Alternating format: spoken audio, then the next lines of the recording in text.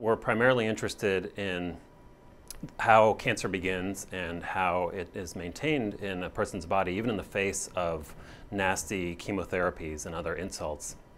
The thing that we're interested in is identifying some of the genetic underpinnings of cancers, and the cancer that we study primarily is melanoma.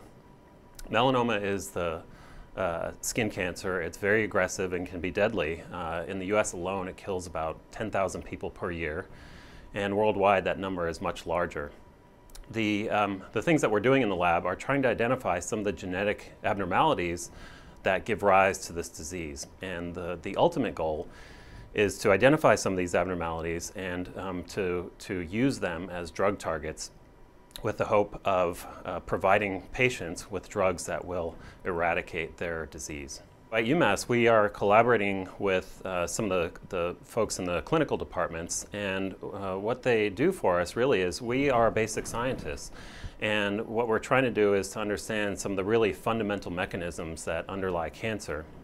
What they help us with are things like, okay, what are the real problems in the clinic? How can patients best benefit from our research? And what are the real pinch points in cancer treatment? What should we really be focusing on? And some of the things that they do for us are provide information like that.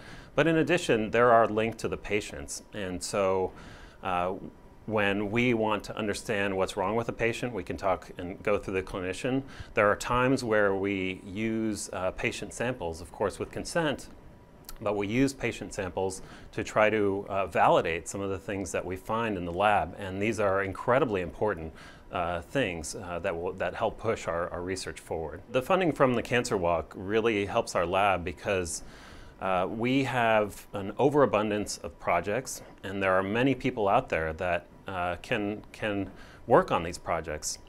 The issue that we have is funding projects, getting the money to fund these projects. And some of them could be very interesting, some of them could be game changers. And in having the support from the Cancer Walk, that enables some of those projects to go forward. And another thing that it also does is just, it makes the Cancer Center here more visible. And that's good for patients that want, if they need a place to go, they know that they can come to the UMass Cancer Center and get good care. And also, if they want to understand more about their disease, if there's more knowledge of the disease out in the community, then that's a good thing.